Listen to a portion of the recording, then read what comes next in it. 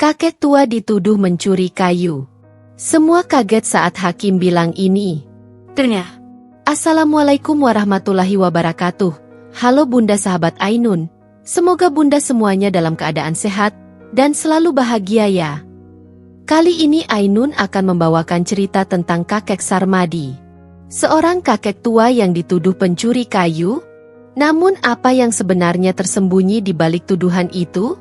Rahasia besar, intrik pejabat korup, dan sebuah operasi rahasia yang mengubah segalanya. Siapakah pria di balik topeng bayang-bayang? Temukan jawabannya dalam kisah penuh ketegangan, pengkhianatan, dan keberanian yang tak terduga. Sebelum Ainun lanjut, absen yuk Bunda. Dari kota mana saja? Dan buat yang sudah like, komen dan subscribe semoga rezekinya dilancarkan ya.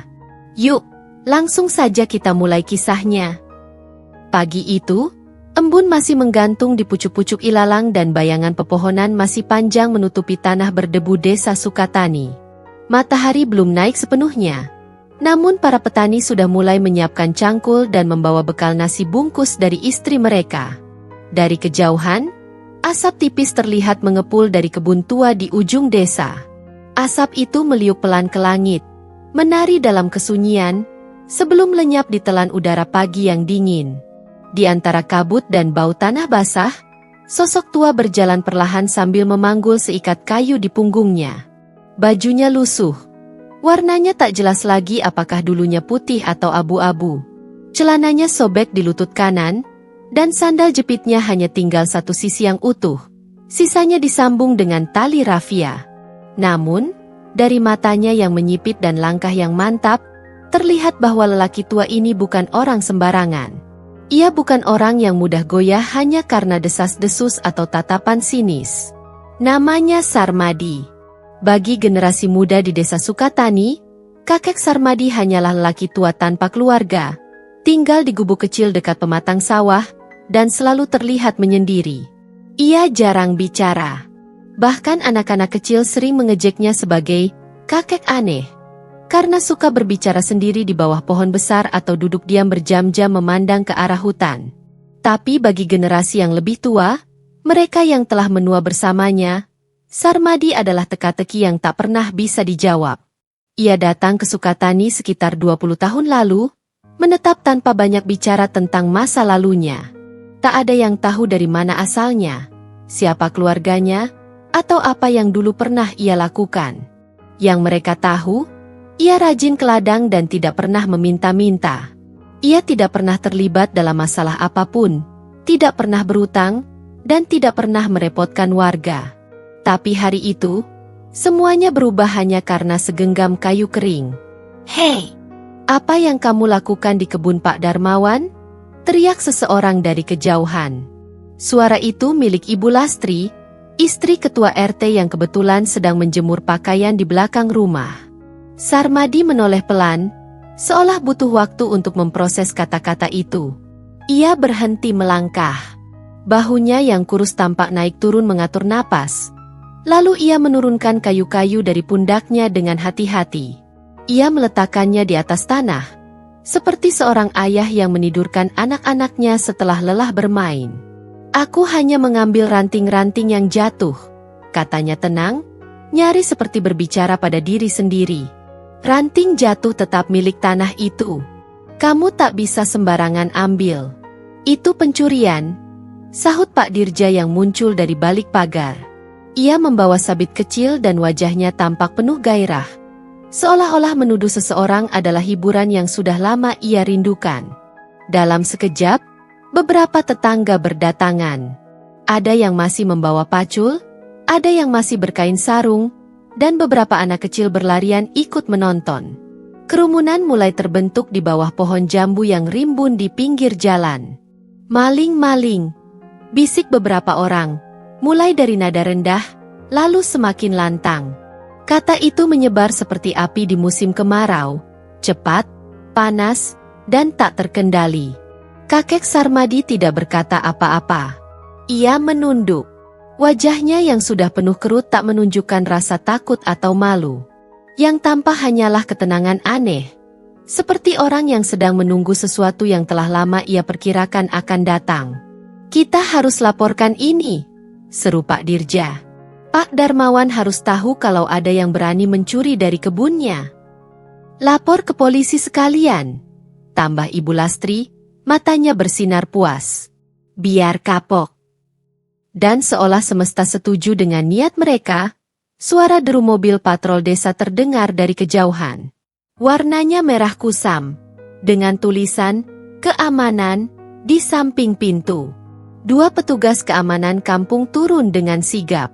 Mereka mengenakan rompi coklat dan topi lusuh yang sedikit miring. "Ada apa ini?" tanya salah satu dari mereka. "Ini, Pak. Orang tua ini mencuri kayu dari kebun Pak Darmawan," kata Ibu Lastri, dengan suara tinggi dan penuh keyakinan, seolah ia telah menyelesaikan tugas mulia. Salah satu petugas menatap kakek Sarmadi dengan curiga. "Betul begitu, Kek?" Sarmadi mengangguk pelan. "Aku ambil ranting yang berserakan di tanah. Tidak menebang. Tidak merusak. Tanah itu milik pribadi. Tidak boleh diambil tanpa izin," ucap petugas itu, kini nadanya lebih resmi. "Kalau memang salah, aku terima," jawab kakek Sarmadi tenang. "Tapi aku ingin satu hal saja." "Apa itu?" "Izinkan aku mengambil tongkatku di rumah. Jalanku tak sekuat dulu. Kalau kalian mau membawaku, aku tak akan kabur. Tapi aku ingin berjalan dengan hormat." Keduanya saling pandang, lalu mengangguk setuju. Sarmadi melangkah kembali ke gubuknya, diikuti mata ratusan warga yang penasaran. Tapi sesampainya di depan pintu rumah kayunya yang lapuk, ia berhenti sejenak, menghela napas, lalu membuka pintu dan mengambil tongkat kayu tua yang tergantung di dinding. Tongkat itu aneh. Di ujungnya terdapat ukiran lambang kecil yang tak dikenal warga desa, semacam simbol, mirip lambang negara, tapi tidak sama. Ia menggenggamnya erat, lalu melangkah kembali ke arah kerumunan. Dan saat itulah, seorang lelaki tua lain yang selama ini hanya diam di tengah warga, mendekat. Ia memicingkan mata, menatap simbol di tongkat itu, lalu wajahnya memucat. "Ya Tuhan," bisiknya pelan, hanya terdengar oleh dirinya sendiri. "Aku pernah melihat lambang itu 25 tahun lalu, di markas intelijen rahasia." Tapi sebelum ia sempat berbicara lebih jauh, kakek Sarmadi sudah berdiri tegak di hadapan kerumunan. Matanya menatap satu persatu warga. Tatapannya tak marah, tak sedih, hanya penuh pengertian. "Kalian ingin membawaku? Silakan. Tapi bersiaplah. Kebenaran akan selalu ikut berjalan bersama langkah kaki seorang lelaki tua meski tertatih." Dan pagi itu, untuk pertama kalinya, desa Sukatani terdiam. Benar-benar diam. Tak ada yang tahu bahwa hari itu hanyalah awal dari serangkaian peristiwa yang akan mengguncang desa kecil itu sampai ke akar-akarnya. Karena mereka baru saja memicu sesuatu yang jauh lebih besar dari yang mereka kira. Dan semuanya bermula dari seikat kayu bakar dan segumpal asap di kebun tua. Kabut belum sepenuhnya terangkat ketika kakek Sarmadi dibawa ke balai desa dengan langkah lambat dan tongkat kayu di tangan. 2 petugas keamanan kampung menggiringnya dari belakang, sementara puluhan warga mengikuti dari jauh, seperti iring-iringan tanpa pemakaman. Jalan tanah yang mereka lewati masih basah oleh embun semalam, dan setiap langkah kaki menciptakan jejak samar di atasnya. Jejak yang, tanpa disadari, akan dikenang oleh desa Sukatani dalam waktu yang lama. Balai desa tampak lebih hidup dari biasanya. Gorden tua yang biasanya diam melambai ditiup angin. Jendela terbuka lebar seolah ingin mengintip kejadian pagi itu. Pak Lurah belum datang, tapi suara warga sudah menggema kemana-mana. Ibu Lastri tampak duduk di kursi plastik sambil mengipas-ngipas wajahnya dengan selebaran pengajian. Sesekali melirik tajam ke arah pintu masuk. Beberapa pemuda berdiri bersandar di dinding, bersikap seperti penonton yang menanti pertunjukan dimulai. Saat kakek Sarmadi masuk ke ruangan utama, semua mata tertuju padanya. Tapi ia tetap tenang. Ia duduk di bangku kayu panjang yang keras, menunduk perlahan, Seperti seseorang yang datang bukan untuk membela diri, melainkan untuk menerima takdir yang sudah lama ditulis dalam kitab kehidupan. "Masuk, Pak Lurah sudah datang," seru seseorang dari depan. Suaranya membelah keramaian, dan hening sejenak pun terjadi. Pak Lurah Sukatani, seorang pria parubaya dengan jas dinas dan topi yang kebesaran, melangkah masuk dengan wajah serius. Ia menatap kakek Sarmadi sekilas, lalu membuka map coklat di tangannya yang berisi laporan dari warga. "Kami berkumpul di sini untuk menyelesaikan masalah ini dengan adil," ucapnya. "Bukan hanya soal kayu, tapi soal ketertiban. Desa ini tidak boleh jadi tempat orang seenaknya mengambil apa yang bukan miliknya." Suara-suara kecil mulai terdengar dari warga. "Betul, Pak Lurah. Kalau dibiarkan, besok-besok bisa ngambil padi juga. Sudah tua tapi kelakuannya Kakek Sarmadi masih diam. "Bapak Sarmadi," lanjut Pak Lurah, "apa benar Bapak mengambil kayu dari kebun Pak Darmawan tanpa izin?" Ia menoleh perlahan. "Aku mengambil yang sudah jatuh ke tanah. Ranting kering, bukan batang hidup. Tak ada yang kutebang, tak ada yang kurusak. Tapi kebun itu milik pribadi. Aku tahu. Lalu kenapa tetap diambil?" Sarmadi mengangkat kepalanya untuk pertama kalinya. Matanya menatap langsung ke arah Pak Lurah, dalam dan jernih, seperti danau tua yang tak pernah kering meski musim terus berganti. "Aku lapar. Dan api dari ranting itu satu-satunya cara aku bisa masak." Sekali lagi, ruangan jadi hening. Tapi hanya sesaat. Karena tak lama kemudian, suara tinggi kembali membelah udara. "Kalau semua orang miskin boleh ambil milik orang kaya, lama-lama hancur negeri ini," ujar Ibu Lastri, nadanya naik 2 oktav. "Kasihan Pak Darmawan. Belum tentu dia izinkan." "Pak Darmawan bahkan tidak tinggal di sini lagi," sela seorang pemuda dengan suara pelan, tapi cukup jelas. "Iya, tapi itu tetap tanahnya." Ibu Lastri tak terima. Pak Lurah mengangkat tangan. "Tenang, tenang semua. Ini bukan pengadilan. Tapi tetap harus ada sanksi." Salah satu petugas keamanan menyela. "Kami bisa bawa ke polsek, Pak, kalau memang perlu." Tiba-tiba, dari pojok ruangan terdengar suara kecil tapi tajam. "Apakah kalian pernah menanyakan siapa sebenarnya kakek Sarmadi ini?" Semua kepala menoleh. Yang bicara adalah Pak Cipto, mantan guru SD yang kini sudah pensiun dan jarang sekali bicara dalam forum umum. Ia berdiri perlahan dari kursinya, tubuhnya gemetar karena usia, tapi tatapannya tetap tajam seperti dulu saat mengajar di depan kelas. 20 tahun lalu, sebelum beliau datang ke desa ini, aku pernah bertugas di daerah timur. Ada kejadian besar waktu itu, penangkapan jaringan penyelundup senjata lintas batas. Yang memimpin operasi itu bukan polisi biasa. Bahkan bukan militer terbuka. Seorang intelijen senior yang bekerja dalam senyap, tapi disebut sebagai legenda di antara rekan-rekannya. Ia menatap Sarmadi. Dan lambang di tongkat kayu itu hanya dikenakan oleh tim yang sangat rahasia, yang tak pernah tercatat di laporan koran manapun. Ruangan menjadi sunyi.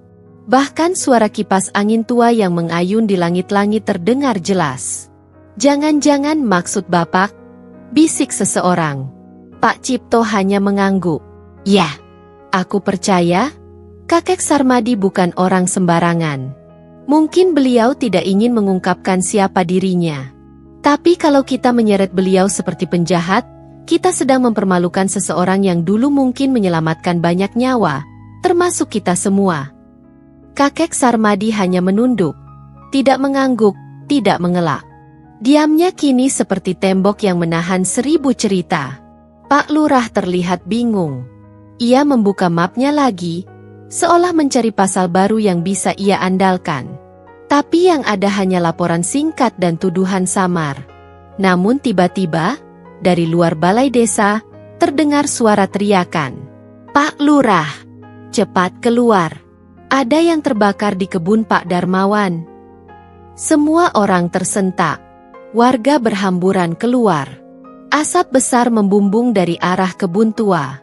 Api menjalar liar, menelan semak belukar dan beberapa batang pohon tua.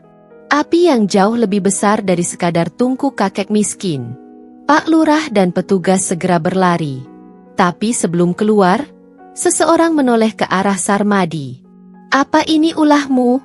tuduh Ibu Lastri. Sarmadi hanya menatap keluar jendela. Matanya nanar menembus kabut, asap, dan keramaian yang membingungkan. Lalu ia berkata pelan, nyaris tak terdengar. "Bukan aku. Tapi ini baru permulaan." Tak seorang pun mengerti maksudnya. Tapi dalam beberapa hari ke depan, mereka akan tahu. Api bukan hanya membakar ranting dan pohon. Ia membakar rahasia. Dan rahasia itu, jika terbuka, akan membuat nama kakek Sarmadi tak lagi bisa mereka pandang dengan tatapan hina. Asap kebakaran di kebun Pak Darmawan belum sepenuhnya hilang ketika keputusan tergesa-gesa itu diumumkan. Di hadapan warga yang masih berkumpul dan setengah gemetar oleh api dan emosi, Pak Lurah Sudarto berdiri dengan wajah tegang. Dadanya naik turun menahan kecemasan yang ia sendiri tak sepenuhnya pahami. "Demi menjaga ketertiban, saya memutuskan untuk membawa kasus ini ke jalur hukum," ucapnya lantang. "Kita serahkan saja kepada pengadilan." Warga bersorak kecil, tanda puas. Mereka merasa tindakan itu sudah cukup adil. Mungkin terlalu adil untuk seorang tua pencuri kayu. Namun tak satu pun dari mereka mempertanyakan kenapa api bisa muncul begitu tiba-tiba, atau mengapa kakek Sarmadi tak sedikit pun panik saat kebun itu terbakar. Tidak ada yang bertanya, karena mereka sudah menemukan kambing hitamnya. Dan dalam masyarakat kecil seperti Sukatani, memiliki musuh bersama seringkali terasa seperti kemenangan. Keesokan harinya, proses administratif dimulai. Kakek Sarmadi dikirim ke kantor polsek terdekat dengan pengawalan minim, karena toh dia tak melawan. Ia berjalan pelan, dengan tongkat di tangan, melewati jalan desa yang sama, disaksikan mata-mata yang diam-diam memelihara dendam atau sekadar rasa puas. Namun tidak semua orang merasa tenang. Damar, seorang pemuda desa berusia 22 tahun, berdiri di pinggir lapangan dekat balai desa dengan dahi berkerut. Ia bukan siapa-siapa, hanya anak seorang tukang servis radio yang tinggal di belakang masjid. Tapi sejak kecil, ia gemar membaca buku, menyendiri, dan mengamati. Ia tahu bagaimana Pak Lurah biasanya lambat mengambil keputusan. Ia juga tahu bahwa tak ada laporan kebakaran serius di kebun Pak Darmawan selama puluhan tahun. Dan yang paling membuatnya tak bisa tidur malam itu adalah wajah kakek Sarmadi. Bukan wajah orang bersalah, tapi wajah orang yang sedang menguji sesuatu. Malam itu, saat rumah-rumah telah tertutup kabut dan lampu petromak satu persatu dipadamkan, Damar menyelinap ke perpustakaan kecil milik Pak Cipto. "Pak," katanya lirih sambil mengetuk jendela belakang. Pak Cipto membukakan pintu dengan mata sembab dan piyama lusuh. "Kamu belum tidur?" tanya Pak Cipto. "Ada yang ingin saya tanyakan soal kakek Sarmadi." Pak Cipto menatapnya lama, lalu mengangguk pelan. "Masuklah." Di dalam rumah kecil itu, aroma teh melati bercampur dengan debu buku-buku tua. Damar menunjukkan catatan kecil yang ditulisnya, beberapa nama, satu kode angka, dan sketsa lambang pada tongkat Sarmadi. "Aku menemukan ini," ucap Damar, "di buku militer tua yang dijual di pasar Loak. Lambang ini bukan sembarangan. Ada keterkaitan dengan unit intelijen bayangan yang aktif di era 90-an. Sangat rahasia. Mereka beroperasi tanpa nama, tanpa identitas." Pak Cipto menghela napas. "Aku juga pernah mendengar desas-desus itu. Mereka hanya dikenal lewat kode-kode. Mereka tidak muncul di berita. Tidak ada pahlawan. Tapi mereka ada. Dan kalau dugaanmu benar, kita sedang menyaksikan sejarah yang disamarkan sebagai kejahatan." Damar menatap Pak Cipto dengan mata menyala. Kenapa Pak Lurah buru-buru menyerahkan ke pengadilan, padahal penyelidikan belum dilakukan? Siapa yang sebenarnya ingin Sarmadi disingkirkan? Pak Cipto hanya diam. Lalu membuka laci tua dan mengeluarkan sebuah amplop lusuh berwarna coklat. Di dalamnya, ada sebuah foto lama. Seorang pria muda berdiri mengenakan pakaian sipil, tapi dengan sorot mata tajam dan tegap bagaikan tentara.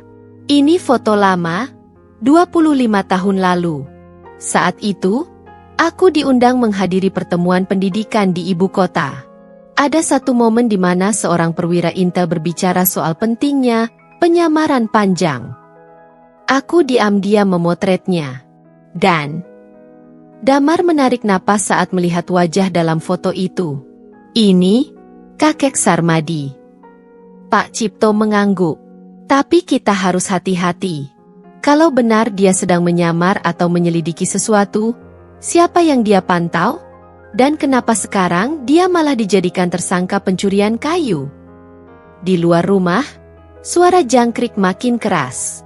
Angin malam membawa aroma asap yang masih tersisa di ujung desa. Dan Damar, yang semula hanya remaja penyendiri, kini merasa dirinya telah menginjak satu lapisan realitas yang tak semua orang berani menyentuh. Lapisan di mana kebenaran disembunyikan oleh wajah-wajah akrab, dan keadilan bisa menjadi kedok untuk menyingkirkan orang yang tahu terlalu banyak. Malam itu, Damar bertekad, ia akan mencari tahu apa yang sebenarnya terjadi. Ia tahu risikonya besar. Bisa jadi ia akan dianggap pengkhianat desa, atau bahkan mengusik pihak-pihak yang lebih berbahaya dari yang ia kira. Tapi sesuatu dalam dirinya, sesuatu yang tenang tapi keras kepala, membisikkan bahwa kakek tua itu tidak bersalah. Dan lebih dari itu, mungkin justru sedang melindungi mereka semua dari ancaman yang lebih besar. Ancaman yang masih tersembunyi di balik kabut.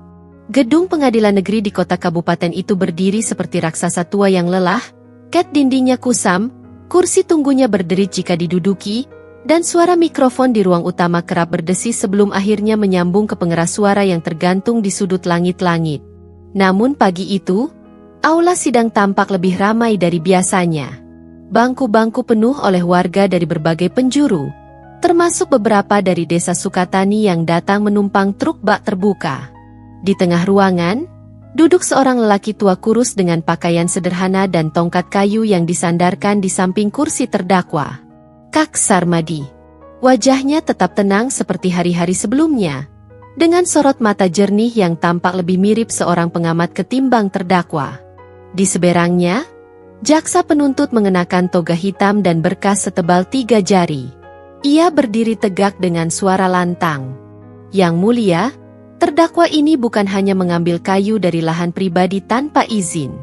Ia juga diduga sebagai penyebab utama kebakaran di kebun Pak Darmawan, kebakaran yang menghanguskan tidak hanya tanaman, tapi juga memicu ketakutan dan keresahan di masyarakat.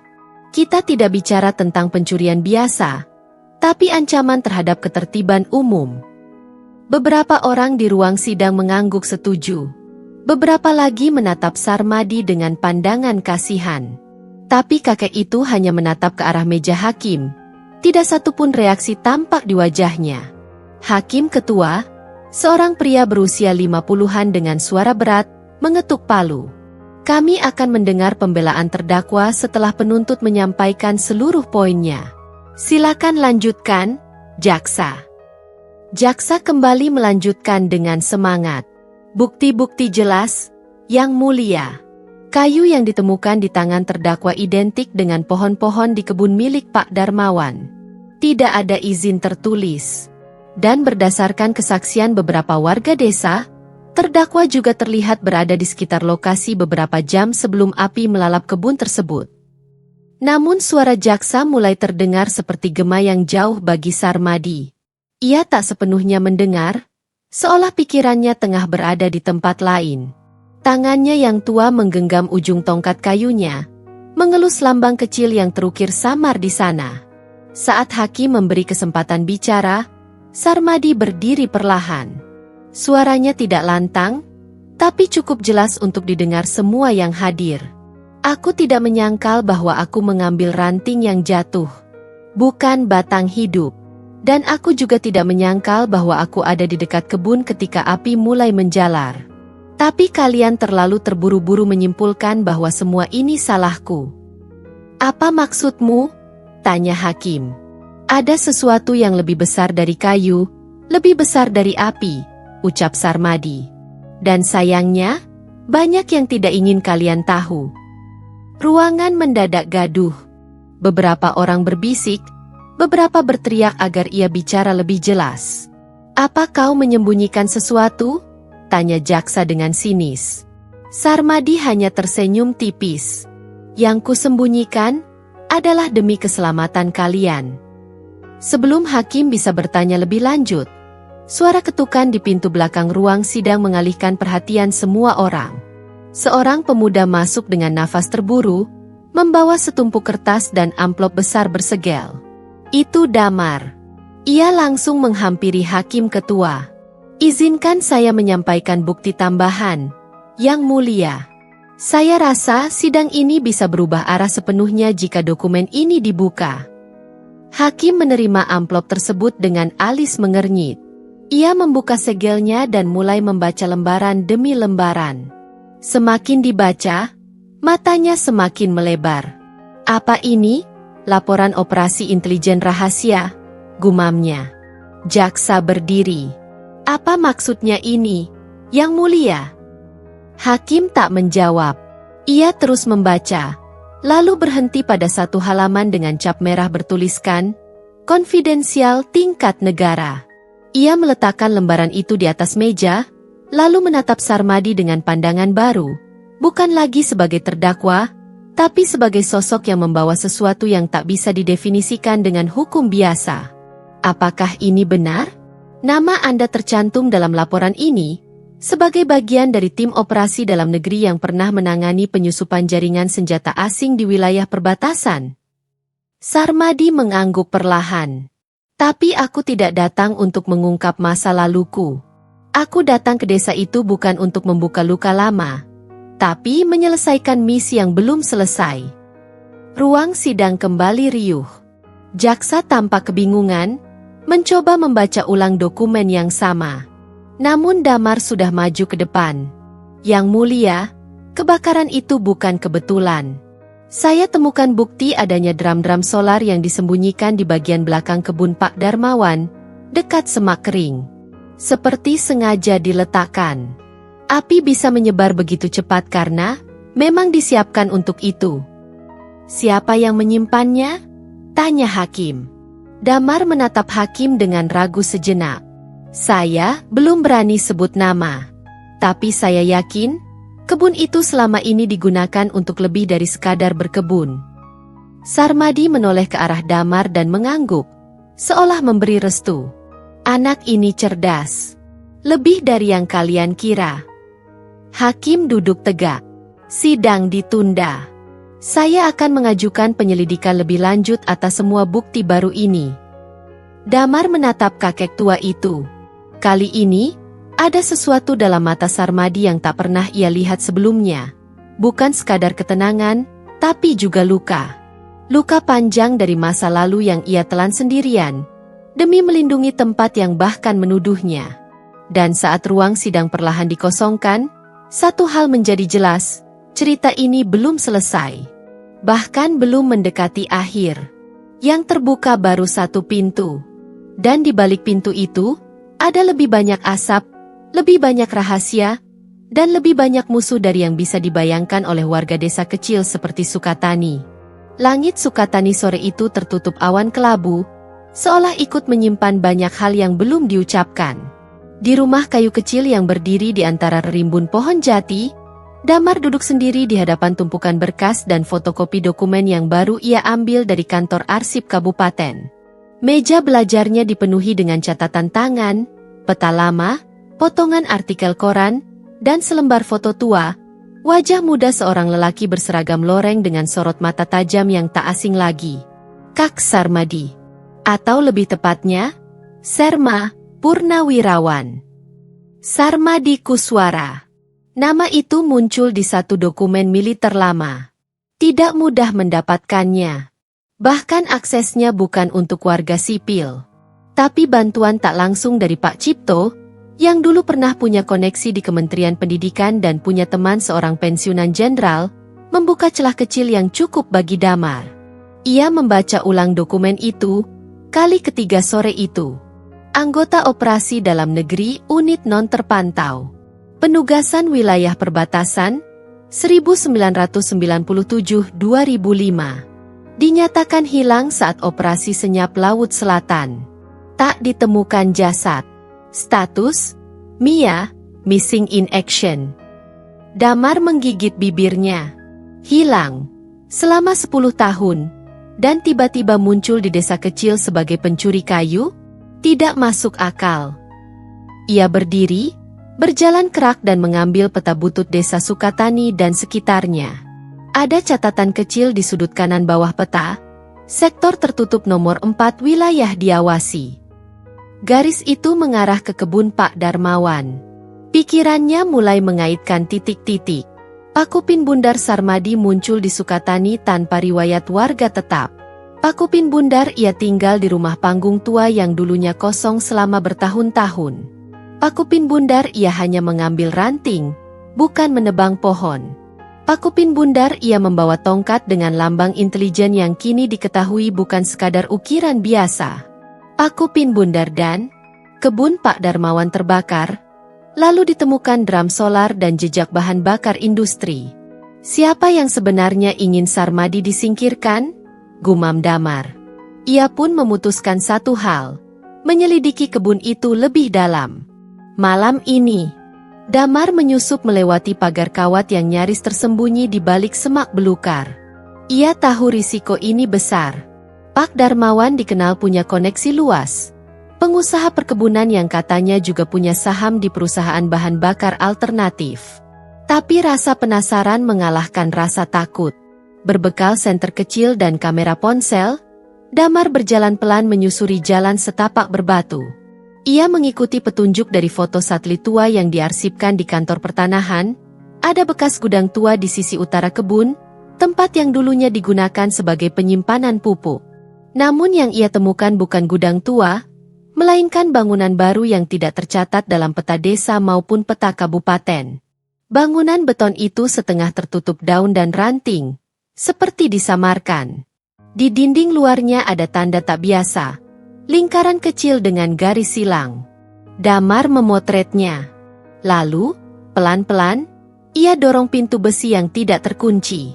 Di dalam ruangan gelap itu, ia melihat barisan drum besar, kabel-kabel, dan mesin kecil seperti genset industri. Ada juga tumpukan kardus bersegel dari luar negeri, dan satu rak besi berisi botol-botol kecil dengan cairan bening. Damar mengangkat satu botol dan membaca label kecilnya. Stabilizer A11, Ethyl Compound, Restricted Material. Ini bukan tempat berkebun, bisiknya. Ini, semacam laboratorium. Tiba-tiba, suara ranting patah terdengar dari luar. Damar buru-buru bersembunyi di balik lemari besi. Ia menahan napas. Dua sosok masuk. Suara mereka pelan tapi jelas. Kalau anak itu benar-benar menemukan tempat ini, kita harus segera pindahkan semua. Pak Darmawan sudah bilang malam ini terakhir. Besok pagi, pengosongan. Dan si tua bangka itu, Sarmadi. Dia sudah diurus. Tinggal tunggu pengadilan ngasih vonis. Paling banter ditahan atau dilenyapkan pelan-pelan. Damar menahan tubuhnya agar tak gemetar. Percakapan itu, seperti ceceran bensin di api yang sudah menyala dalam pikirannya. Setelah para lelaki itu keluar, Damar buru-buru keluar lewat sisi belakang bangunan. Ia berlari sejauh mungkin hingga sampai ke rumah Pak Cipto. "Pak, saya temukan bangunan tersembunyi." Dan saya dengar langsung, mereka menyebut nama Pak Darmawan, dan menyebut kakek Sarmadi sebagai ancaman. Pak Cipto menghela napas panjang. Aku rasa, kebenaran ini terlalu besar untuk ditanggung oleh satu anak muda. Tapi kamu sudah sampai di titik yang tak bisa mundur. Ia berjalan ke laci tua di bawah rak buku, mengeluarkan satu map tipis yang sudah lama tersembunyi. Di dalamnya, peta lama operasi militer bertanda rahasia, lengkap dengan catatan tangan. Di sana tertulis, Sektor Sukatani titik penyamaran arahkan agen S untuk pengawasan aktivitas penyusupan logistik. Damar membaca nama itu. Agen S. Jadi kakek Sarmadi memang sedang dalam misi. Pak Cipto menatapnya dalam-dalam. Dan misi itu belum selesai. Tapi dia sudah terlalu tua untuk berlari sendirian. Mungkin, kini saatnya dia butuh orang yang bisa meneruskan langkahnya. Damar menggenggam map itu dengan erat. Ia tahu. Ini bukan lagi sekadar tentang pencurian kayu. Ini adalah medan yang lebih berbahaya. Persekongkolan kekuasaan, pengkhianatan negara, dan orang-orang kecil yang dikorbankan agar yang besar tetap nyaman di singgasana. Dan kini, kebenaran bukan hanya tentang membebaskan seorang kakek, tapi menguak wajah-wajah gelap yang menyembunyikan peluru di balik senyum. Hari itu, ruang sidang seperti tungku yang disulut amarah dan rasa penasaran. Orang-orang duduk lebih tegak, berbisik lebih pelan namun penuh curiga, dan mata mereka, mata hakim, jaksa, dan bahkan penonton yang biasa hanya ikut penasaran, terpaku tak lepas dari satu titik, kursi terdakwa. Kakek Sarmadi duduk di sana, lagi-lagi tanpa pengacara, tanpa saksi meringankan, tanpa pembelaan. Hanya tubuh tua yang diam dengan ketenangan ganjil. Seperti seseorang yang bukan sedang menghadapi hukuman, tapi mengamati eksperimen yang belum selesai. Jaksa kembali berdiri, kali ini dengan nada yang lebih tinggi. Yang mulia, kita sudah mendengar pernyataan dari terdakwa pada sidang sebelumnya. Namun hingga hari ini, ia tetap memilih diam atas tuduhan keterlibatan dalam kebakaran kebun dan kepemilikan bahan bakar ilegal. Sikap bungkam ini mencurigakan. Saya minta, demi proses hukum yang transparan, hakim memberikan tekanan lebih agar terdakwa berbicara dengan jujur. Hakim, yang sejak tadi terlihat gelisah, memandang tajam ke arah Sarmadi. Ia sudah membaca dokumen tambahan yang diberikan oleh Damar.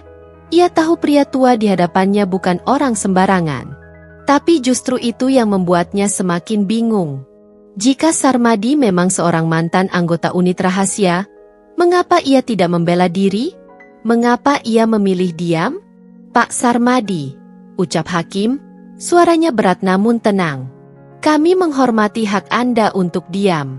Tapi Anda harus paham, sikap ini bisa ditafsirkan sebagai pengakuan diam-diam atas tuduhan.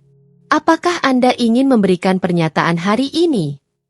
Sarmadi tidak langsung menjawab. Ia menatap hakim lama sekali, lalu mengalihkan pandangannya ke seluruh ruangan. Seperti sedang menilai siapa saja yang hadir, dan siapa yang sebenarnya hadir tapi bersembunyi di balik wajah-wajah palsu.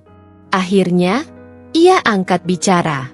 Suaranya masih datar, tapi kali ini lebih dalam, lebih menusuk. Pernahkah kalian bertanya mengapa aku tidak melawan? Mengapa aku tidak menunjuk siapa yang bersalah? Walau aku tahu. Suasana ruangan seketika menegang. Bahkan jaksa tidak langsung memotong. Sarmadi melanjutkan, karena aku sedang menunggu. Menunggu siapa yang pertama kali panik. Siapa yang pertama keluar dari barisan? Karena kejahatan yang terlalu besar, tidak akan bisa dibongkar dengan sekadar berteriak. Ia harus diintai. Hakim mencondongkan tubuhnya. Apa maksud Anda? Sarmadi tidak menjawab langsung. Ia menyandarkan tubuhnya dan menatap langit-langit ruang sidang yang retak. Ada hal-hal yang tak bisa ditulis dalam laporan. Ada operasi yang tak tercatat dalam arsip. Negara ini punya banyak luka yang ditutup dengan lapisan emas palsu. Dan aku hanyalah bagian dari luka itu. Beberapa penonton mulai berbisik. Jaksa berdiri, kali ini dengan nada marah. Ini manipulasi emosional. Yang mulia, terdakwa sedang mengalihkan isu. Namun hakim tidak menanggapi jaksa. Ia memandang Sarmadi dengan sorot mata berbeda, bukan lagi sebagai terdakwa, tapi sebagai kunci dari teka-teki yang belum selesai. Pak Sarmadi, ucapnya, apa sebenarnya yang Anda tahu? Tentang kebun itu? Tentang drum solar? Tentang Darmawan? Sarmadi hanya menghela napas pelan. Terlalu banyak. Dan terlalu berbahaya untuk dikatakan di tempat yang penuh telinga. Seketika, pintu belakang ruang sidang terbuka. Seorang pria berjas gelap masuk, tak membawa berkas, tak memperkenalkan diri, tapi semua yang pernah mencium aroma birokrasi pasti mengenali aura dari sosok seperti ini. Ia berbicara pelan kepada Panitera, lalu menyerahkan selembar surat. Hakim membacanya, dan wajahnya langsung berubah. "Saya minta maaf," ujar Hakim. "Sidang hari ini ditunda. Ada perintah langsung dari kementerian terkait untuk melakukan pemeriksaan tertutup terhadap terdakwa. Kasus ini naik tingkat." Jaksa memprotes, namun hanya diganjar tatapan tajam dari pria berjas gelap itu. Sarmadi berdiri perlahan. Sebelum meninggalkan ruang sidang, ia menatap Damar yang duduk di barisan belakang. Pandangan mereka bertemu. Dan dari sorot mata itu, Damar tahu akan ada hal besar yang terjadi. Ini bukan lagi soal membuktikan bahwa Sarmadi tidak bersalah, tapi soal membuka jaringan lama yang tak semua orang sanggup lihat utuh. Sarmadi duduk sendiri. Kamera di sudut ruangan menyala, tapi tidak ada petugas terlihat. Sampai akhirnya, pintu terbuka. Bukan seorang jaksa, bukan juga polisi, melainkan Letnan Kolonel Purnawirawan Handoko, mantan atasannya di operasi rahasia 2 dekade lalu. "Sudah cukup bermain diam, Sarmadi," ucapnya. Sarmadi mengangguk kecil. "Aku hanya menunggu lampu hijau, Pak." Damar sudah terlalu dekat. Dia harus dilindungi. Dia anak pintar, tapi masih mentah. Dan Darmawan? Sarmadi menatap lurus. Dia bukan pion. Dia perantara. Yang kalian cari ada di atasnya. Dan aku tahu siapa yang menjual rahasia kita ke luar negeri dulu. Dia belum mati. Handoko mendekat. Wajahnya tegang. "Kamu yakin ingin membongkar ini? Sudah terlalu lama kita diam. Dan sekarang, aku tak sendirian." Damar membuka lipatan kertas tua yang disisipkan dalam map dari Sarmadi. Sebuah catatan tangan dengan sandi angka, peta jalur penyelundupan, dan satu kalimat kecil di sudutnya. "Jika semua pintu ditutup, buka jendela terakhir. Peti kayu di bawah altar tua." Altar tua? Damar menoleh ke arah Pak Cipto yang terdiam memandang kertas itu. "Jangan bilang, ini tentang gereja tua di ujung kebun Sukatani." Pak Cipto mengangguk. "Itu bukan sekadar gereja. Dulu itu pos komunikasi rahasia." Hujan turun tipis pagi itu, mencuci pelataran kantor pengadilan negeri kota. Angin membawa bau logam dan kelembaban yang menusuk ke dalam ruang-ruang sidang. Namun tak ada yang semencengkeram perasaan seperti isi surat yang baru saja tiba di meja Hakim Ketua, Ibu Yuliani. Surat itu dibungkus amplop coklat tua dengan cap merah besar bertuliskan, "Rahasia negara, tidak untuk diperbanyak, hanya untuk mata yang diberi izin." Ia menerimanya dari tangan seorang kurir militer dengan identitas tak jelas, tanpa kata pengantar, hanya sebuah surat pengantar bersimbol Kementerian Pertahanan. Isinya tipis, hanya 2 lembar kertas. Butiran air hujan yang menempel di ujung jari Yuliani terasa lebih hangat dibanding perasaan yang menjalari tengkuknya saat ia mulai membaca. Laporan pengawasan internal, ringkas. Subjek, Sarmadi Kuswara. Klasifikasi, intelijen dalam negeri, operasi dalam negeri, penyamaran strategis. Otorisasi, clearance kelas Alpha SK Dirjen Intelijen nomor 04 PRK Intel 20. Keterangan, subjek bukan warga sipil biasa. Terlibat dalam operasi senyap perbatasan, 2000-2010. Tersusupi dalam jaringan distribusi ilegal energi alternatif sejak 2021. Status saat ini, misi masih berlangsung. Tidak boleh diintervensi tanpa izin Panglima Otoritas Gabungan. Catatan tambahan, segala bentuk pengadilan sipil terhadap subjek akan dianggap pelanggaran terhadap keamanan nasional. Tunda segala putusan. Pengawasan dipindah ke level terpusat. Ditandatangani, Direktur Strategi dan Intelijen Dalam Negeri. Ibu Yuliani meletakkan surat itu perlahan, seolah takut suara kertasnya akan memecah kerahasiaan. Ia menghela napas panjang, kemudian mengangkat telepon kantor. Panggil semua hakim. Tak satu pun dari mereka boleh keluar sebelum saya selesai bicara. Beberapa hakim telah duduk, sebagian bingung, sebagian lain gelisah. Yuliani berdiri di depan mereka, dengan map surat itu dalam genggamannya. Surat ini, katanya perlahan, mengubah segalanya. Apa yang sedang kita sidangkan, bukan hanya tentang pencurian kayu, tapi soal operasi negara yang tersembunyi bahkan dari kita. Salah satu hakim senior, Pak Winarno, mengernyit. Apa itu artinya? Terdakwa bukan orang biasa. Lebih dari itu, jawab Yuliani. Dia sedang menjalankan misi. Dan kita hampir menjebloskannya ke penjara. Suara gumam memenuhi ruangan. Beberapa tampak tidak percaya. Lainnya mulai menyambungkan potongan-potongan aneh yang mereka rasakan selama sidang. Ketenangan Sarmadi, sikap diam yang tidak menyerah, bahkan sorot matanya, tajam dan mengawasi.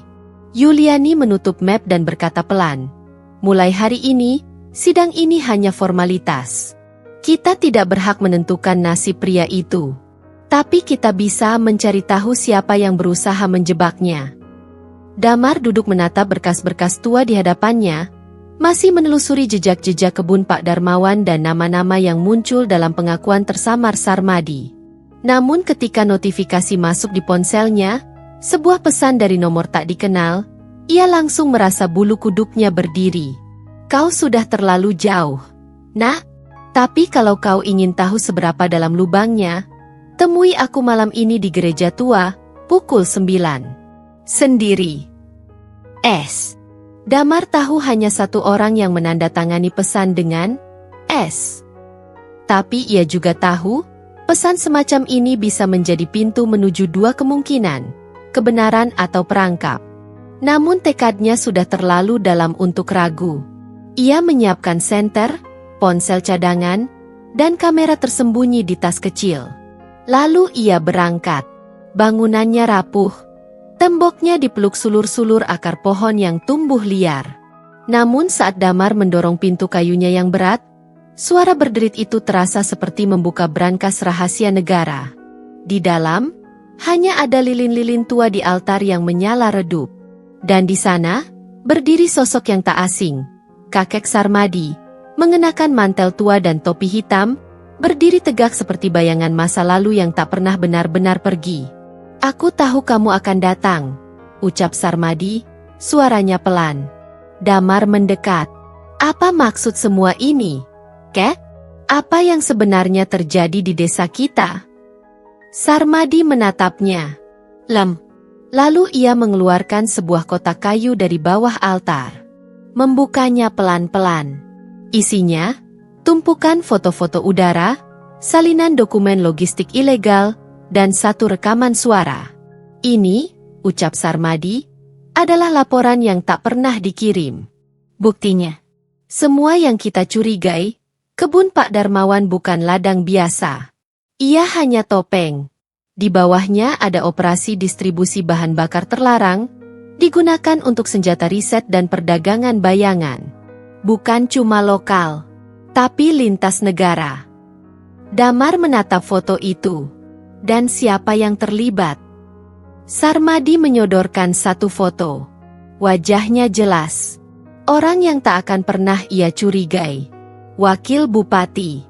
Orang yang baru saja mengadakan proyek penghijauan desa.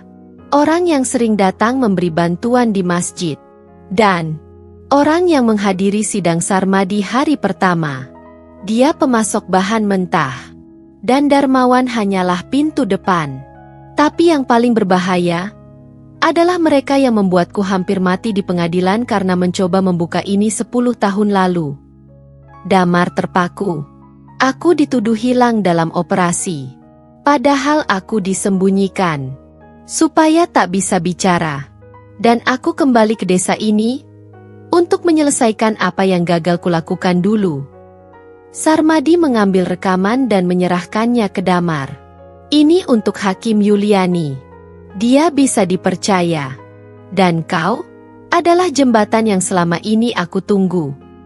Di kejauhan, sirine berbunyi. Lampu-lampu menyorot pepohonan. Sarmadi tersenyum tipis. Mereka datang. Tapi kali ini, aku tak sendiri.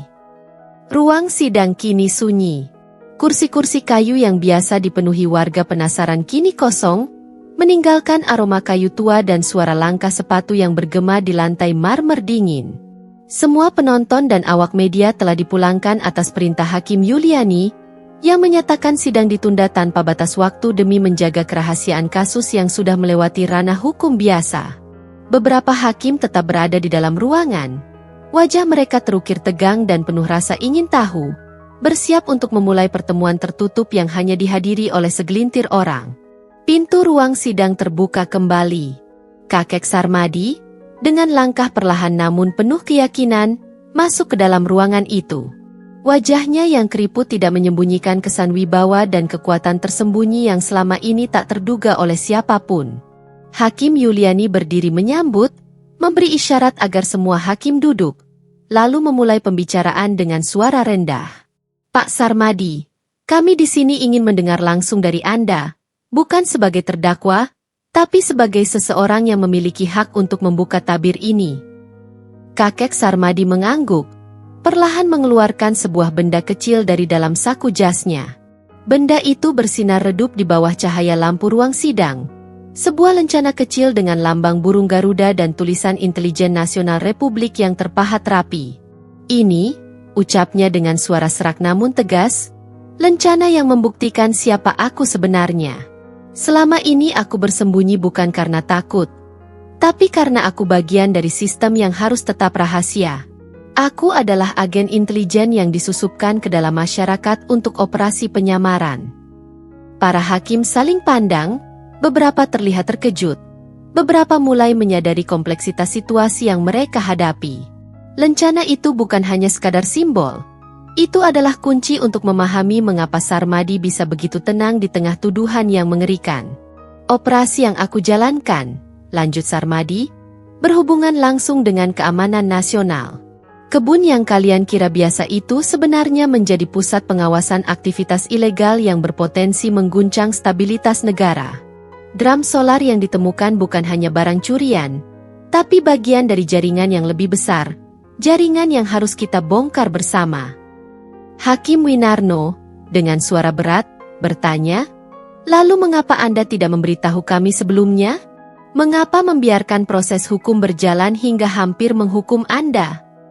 Sarmadi menatap mata Winarno tajam, lalu menjawab, karena ada pihak yang lebih kuat dari kita semua yang ingin menjaga rahasia ini tetap tersembunyi. Aku harus membuktikan sendiri siapa yang bermain di balik layar. Mereka mengincar aku, dan juga kalian, jika kalian terlalu dalam mencari kebenaran. Suasana ruangan berubah menjadi tegang. Semua menyadari bahwa kasus ini bukan lagi tentang pencurian kayu biasa, tapi soal permainan kekuasaan dan intrik yang mengancam stabilitas negara. Hakim Yuliani menutup pembicaraan dengan suara penuh keyakinan, kami akan menunda semua proses hukum sampai pemerintah pusat memberi arahan lebih lanjut. Namun, kami juga berjanji akan menjaga rahasia ini dengan sebaik-baiknya. Sarmadi tersenyum tipis, lalu berdiri perlahan. Terima kasih. Ini baru permulaan. Kebenaran akan terungkap, dan aku tak akan biarkan siapapun menutupinya. Ketika ia melangkah keluar ruang sidang, di balik pintu kaca, Damar menunggu dengan tatapan penuh harap dan tekad. Perjalanan panjang mereka baru saja dimulai, dan identitas yang tersembunyi itu membuka tabir yang jauh lebih gelap daripada yang pernah mereka bayangkan. Ruang sidang yang kini berubah menjadi ruang tertutup penuh ketegangan, kembali dipenuhi oleh para hakim dan beberapa pejabat yang dipercaya. Wajah-wajah penuh waspada terlihat bercampur antara penasaran dan kewaspadaan. Kakek Sarmadi berdiri di depan, menatap satu persatu orang yang hadir. Suaranya terdengar berat, tapi penuh keyakinan saat ia mulai berbicara, membuka tabir rahasia yang selama ini tersembunyi di balik tuduhan yang membelitnya. Saya bukan pencuri kayu seperti yang kalian sangka. Kayu yang saya ambil, itu bagian dari misi penyamaran saya. Katanya, suara seraknya memecah keheningan. Ia menarik nafas dalam, kemudian melanjutkan, selama bertahun-tahun, saya menyamar di desa ini untuk menyelidiki sindikat pembalakan liar yang tidak hanya merusak hutan, tapi juga melibatkan pejabat-pejabat daerah yang seharusnya menjaga desa dan warganya. Beberapa hakim menundukkan kepala, menyadari betapa dalam dan luasnya kasus yang mereka hadapi. Saya mengambil beberapa potong kayu bukan untuk mencuri, tapi sebagai umpan, lanjut Sarmadi.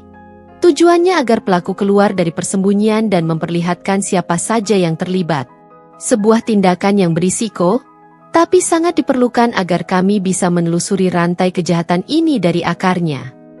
Sarmadi mengeluarkan sebuah map berisi dokumen dan foto-foto yang selama ini ia kumpulkan.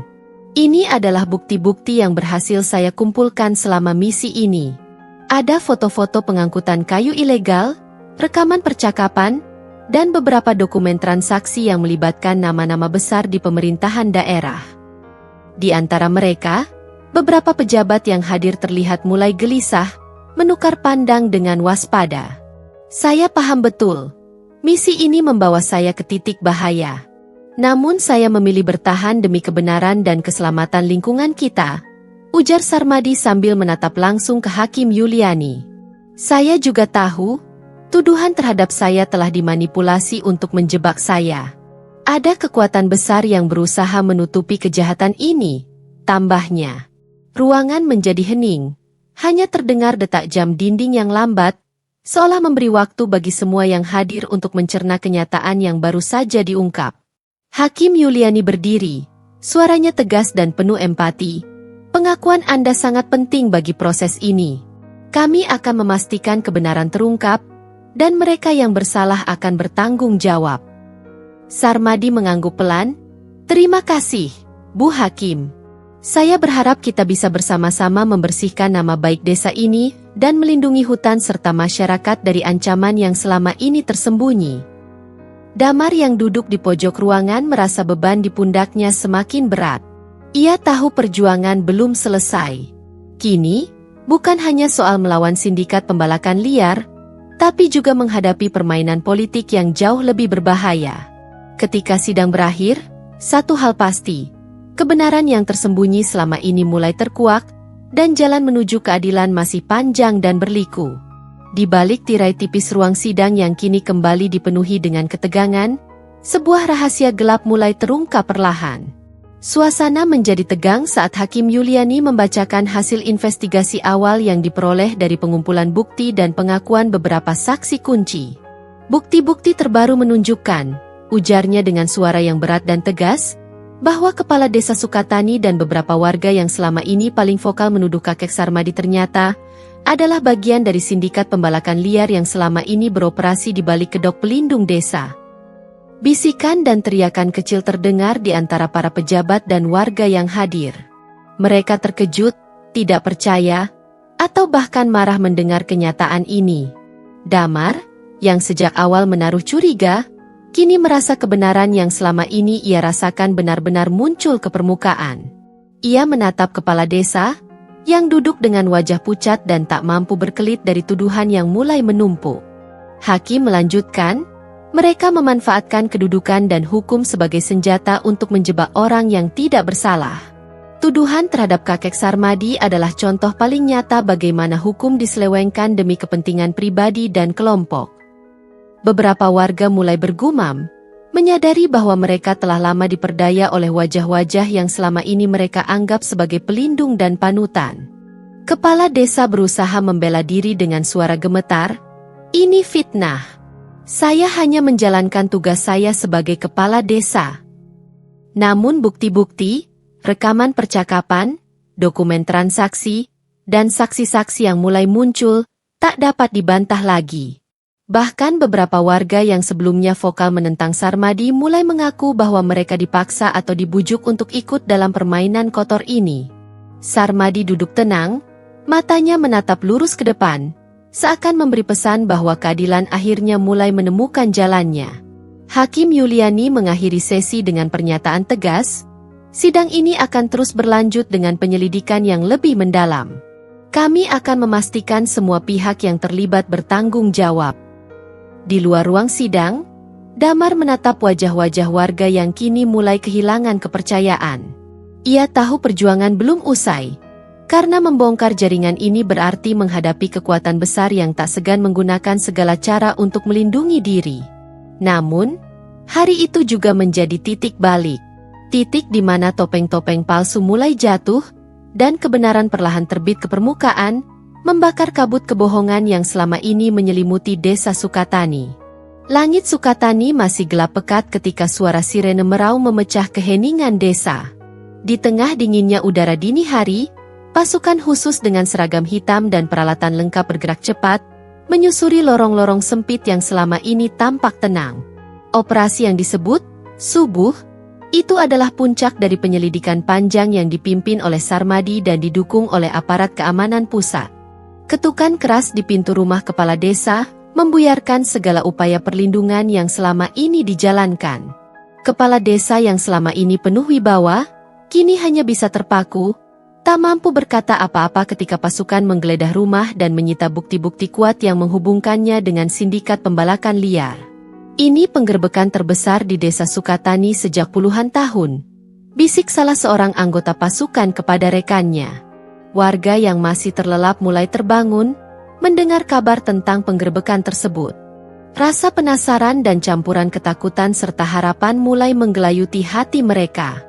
Beberapa rumah lain yang terindikasi sebagai markas sindikat juga digeledah. Barang bukti berupa dokumen palsu, uang tunai dalam jumlah besar, dan kayu ilegal hasil pembalakan diamankan. Puluhan orang yang diduga kuat terlibat dalam jaringan kriminal itu langsung dibawa ke kantor polisi untuk diperiksa. Di tengah hiruk-pikuk operasi itu, warga desa mulai berkumpul, menyaksikan dengan mata kepala sendiri bagaimana wajah-wajah yang selama ini mereka hormati ternyata menjadi biang kerusakan dan tipu daya.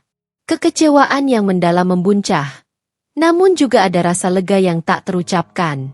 Di antara kerumunan itu, Damar berdiri tegak, menatap jauh ke arah kakek Sarmadi yang ikut hadir dalam penggerbekan, kali ini bukan sebagai terdakwa, melainkan sebagai sosok yang membela kebenaran. Sorot mata Sarmadi yang teduh namun tegas mengirimkan pesan kuat. Keadilan akhirnya menang, meskipun harus melalui perjuangan yang panjang dan berliku. Warga yang selama ini menyalahkan Sarmadi kini mulai menyadari kesalahan mereka. Bisikan-bisikan tentang pengorbanan dan keberanian pria tua itu merebak cepat, menggantikan tuduhan dan prasangka yang dulu mereka pegang erat. Malam itu, di balik cahaya remang lampu jalan, Sukatani seakan mulai bernapas lega. Operasi Subuh bukan sekadar penggerbekan, melainkan sebuah awal baru, awal untuk membersihkan desa dari bayang-bayang kejahatan dan kebohongan. Kasus pembalakan liar yang mengguncang desa Sukatani akhirnya resmi ditutup. Sindikat yang selama ini menyelundup di balik topeng kepercayaan telah dibongkar dan ditangkap. Kepala desa dan para pelaku lainnya menjalani proses hukum dengan adil. Desa mulai berbenah, perlahan pulih dari luka yang dalam. Namun, di tengah kemenangan ini, sosok yang menjadi pusat cerita justru menghilang tanpa jejak.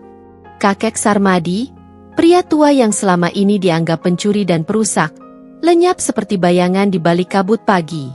Tak ada yang tahu kemana ia pergi. Hanya jejak langkahnya yang masih terasa, tertinggal dalam hati mereka yang pernah mencurigainya.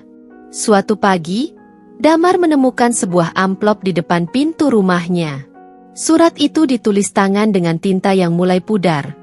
Namun setiap kata di dalamnya syarat makna. Damar, jangan pernah menilai seseorang dari rupa atau gosip yang beredar. Kebenaran tak selalu datang dengan teriakan atau sorak-sorai. Kadang ia berbisik pelan, tersembunyi dalam kesunyian yang kita abaikan. Aku adalah bayang-bayang yang berkelana, bukan untuk dicari, tapi untuk mengingatkan. Dunia ini penuh dengan lapisan-lapisan cerita, dan tidak semua terang terlihat oleh mata. Teruslah mencari kebenaran dengan hati yang jernih dan pikiran yang terbuka. Jangan biarkan prasangka menjadi penjara bagi jiwa. Selamat jalan, sahabatku. Sarmadi. Damar membaca surat itu berulang kali, meresapi setiap kata dengan perlahan. Ia tahu, pelajaran terbesar bukan hanya tentang siapa yang benar dan siapa yang salah, melainkan tentang bagaimana kita memandang dunia dan manusia di sekitar kita.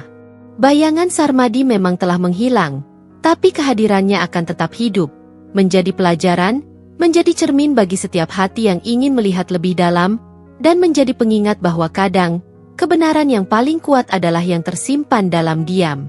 Di desa Sukatani, kehidupan berjalan kembali dengan damai, tapi cerita tentang lelaki bernama Bayang-Bayang itu akan terus diceritakan dari generasi ke generasi. Sebagai simbol keberanian, pengorbanan, dan kearifan yang tak lekang oleh waktu.